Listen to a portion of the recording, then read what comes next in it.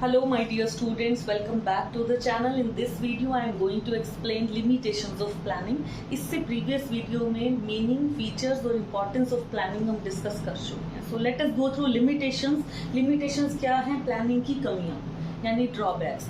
First point is planning leads to rigidity. Rigidity means foundation यानी बंधन. कभी कभी क्या होता है कि प्लानिंग तो हमने कर ली थी एडवांस में. मीनिंग रिकॉल कीजिए, प्लानिंग का मीनिंग क्या था? Planning is deciding in advance what is to be done in future. Future के एक्शन को हम आज प्लान कर रहे हैं, तो वहाँ जो ब्रिजेस द गैप था, इस गैप को जब हम फिल करने लगते हैं तो कभी कभी डिफिकल्टीज आती हैं, क्योंकि हमारे जो ऑब्जेक्टिव्स हैं वो टाइम बाउंड हैं.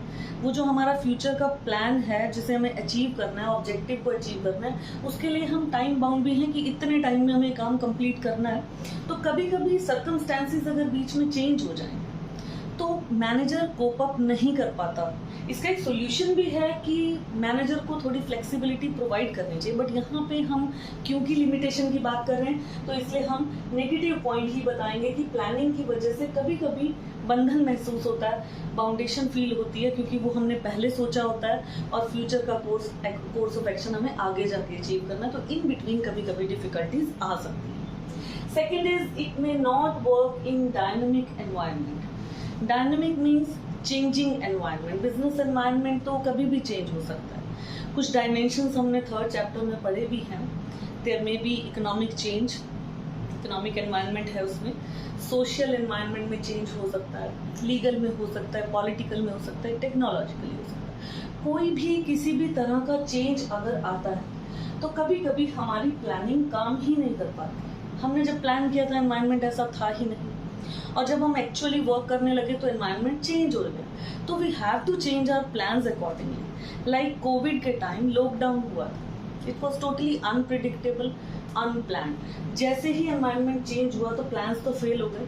सो प्लानिंग वर्क नहीं करती डायनामिक एनवायरनमेंट में. Third is it reduces creativity. ये पॉइंट हमने इंपॉर्टेंस की वीडियो में भी डिस्कस किया था. वहां पे एक पॉइंट था कि planning promotes creativity, planning promotes innovative ideas. वहां पे भी मैंने सेम चीज डिस्कस की थी, यहाँ पे भी सेम बात आएगी कि जो प्लान करता है, जो मैनेजर प्लान बना रहा है वो क्रिएटिव होता है, लेकिन जो प्लान का ब्लाइंड फॉलोअर है, जो सिर्फ दूसरे की प्लानिंग पे काम कर रहा है, वो अपना माइंड यूज नहीं कर रहा है, उसकी क्रिएटिविटी यहाँ पे रिड्यूस हो जाती है. किसकी क्रिएटिविटी लूज हो जाती है? रिड्यूस हो जाती है जिसने प्लान को ब्लाइंडली फॉलो किया है, खुद प्लान नहीं किया है. जो प्लानिंग करता है उसका माइंड क्रिएटिव होता है, इनोवेटिव होता है, लेकिन जो प्लान को फॉलो करता है उसका क्रिएटिविटी रिड्यूस हो जाता है. Then next is it involves huge cost. अब एक क्वेश्चन अराइज होता है कि प्लानिंग तो मेंटल एक्सरसाइज थी, दिमाग से काम लेना है, इसमें कॉस्ट की बात कहाँ से आ गई? तो प्लानिंग के लिए हमें एक्सपर्ट्स हायर करने पड़ते हैं, ठीक है, उनको टाइम के हिसाब से उनका पेमेंट करना पड़ता है, वहाँ कॉस्ट आए. उसके बाद जब हमने एक्सपर्ट्स को हायर किया, उनके मीटिंग्स अरेंज करने पड़ते हैं, दैट इज अ कॉस्ट. और कभी कभी हमें साइंटिफिक कैलकुलेशंस भी करानी पड़ती है एक अच्छे प्लान को बनाने के लिए.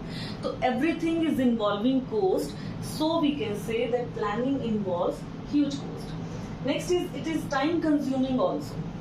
ऑन द स्पॉट अगर आपको एकदम से अचानक कोई प्लान करना हो, कोई डिसीजन लेना हो, तो प्लानिंग कामयाबी नहीं होती. वहाँ पे प्लानिंग का कोई मतलब ही नहीं रह जाता अगर आपको अभी के अभी कोई डिसीजन लेना है. बट अगर आप प्लान करते हो तो you go through various alternatives. ये टर्म पहले भी डिस्कस हुई है. अल्टरनेटिव्स क्या होते हैं? ऑप्शंस.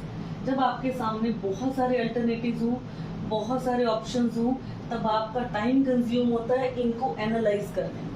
इनके पॉजिटिव एस्पेक्ट्स आप देखते हैं, इनके नेगेटिव एस्पेक्ट्स देखते हैं. हर ऑप्शन की पॉजिटिव बात, हर ऑप्शन की नेगेटिव बात आप कंपेयर करके बेटर प्लानिंग करने की कोशिश करते हैं, तो उसमें टाइम लगता है. So it is a time consuming process. And next is it does not guarantee success. Plan करने का मतलब ये नहीं है कि हम 100% सक्सेसफुल होंगे. इंपॉर्टेंस में एक पॉइंट था कि प्लानिंग से अनसर्टेनिटी रिड्यूस होती है. वहां पे भी मैंने बताया था आप अवॉइड नहीं लिख सकते. फ्यूचर तो अनसर्टेन है, ठीक है, लेकिन अनसर्टेनिटी को किसी हद तक दूर किया जा सकता है, लेकिन बिल्कुल खत्म नहीं किया जा सकता। सेम बात यहाँ पे है कि प्लानिंग की है, इसका मतलब गारंटीड सक्सेस नहीं है। ये आपको अनसर्टेनिटी से बचा सकती है।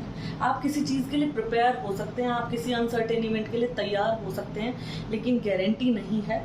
और कभी कभी तो ऐसा होता है कि कोई मैनेजर ये मान के बैठ जाता है कि मैं एज पर प्लान काम कर रहा हूँ तो मैं डेफिनेटली सक्सेसफुल होगा। नहीं, वो अपना काम अच्छे से कर रहा है, नो डाउट, लेकिन बिजनेस एनवायरनमेंट, कुछ एक्सटर्नल चीजें होती हैं, अगर वो चेंज हो जाएं तो आपकी प्लानिंग भी फेल हो सकती है। ये false sense of security manager के माइंड में नहीं होने चाहिए। False sense of security means वो माइंड में सिक्योरिटी का सेंस लेके बैठा है कि मैंने प्लान किया है तो मैं सक्सेसफुल होऊंगा, तो ऐसा नहीं है। इसी वजह से हम क्या देखते हैं कि कुछ एक्सटर्नल लिमिटेशंस भी हैं।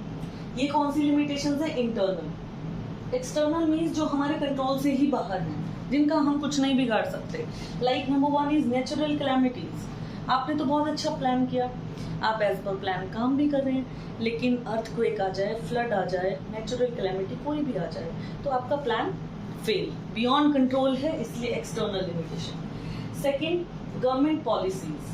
आपका प्लान कुछ और था, लेकिन गवर्नमेंट ने बीच में आके कोई गवर्नमेंट की नई पॉलिसी आ गई जिसकी वजह से आपके बिजनेस में सारे चेंजेस आपको लाने पड़ गए, तो आपका previous plan, that pre determined course of action, that pre determined plan is failed. Next is strategies of competitors. आप एक बहुत अच्छा प्लान लेके चले थे, लेकिन आपके कॉम्पिटिटर ने आपसे कुछ अच्छा लॉन्च कर दिया, या आपको आइडिया ही नहीं था उस बिजनेस एनवायरनमेंट का कि ये भी एक चेंज आ सकता है, then your planning is failed. And कोई टेक्नोलॉजिकल चेंज अगर आ जाता है, अगर टेक्नोलॉजी चेंज हो जाए इन बिटवीन, तो आपको भी लेटेस्ट टेक्नोलॉजी अडॉप्ट करनी पड़ेगी, क्योंकि आप आउटडेटेड टेक्नोलॉजी से काम करेंगे तो सर्वाइव नहीं कर पाएंगे। तो आपका जो प्रीवियस प्लान था, जिस टेक्निक से आप चले आ रहे थे, that is failed. And change in fashion and trend. अगर कंज्यूमर का टेस्ट चेंज हो जाए, फैशन चेंज हो जाए, ट्रेंड चेंज हो जाए, तब भी आपकी प्लानिंग फेल हो जाती है। और ये सारी चीज़ें हमारे कंट्रोल से बाहर हैं। ये तभी लिखना है एग्जाम में जब आपसे एक्सटर्नल लिमिटेशन ही पूछा जाए।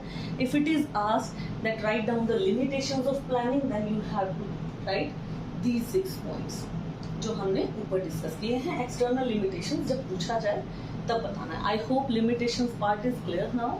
Thank you so much. Have a nice day.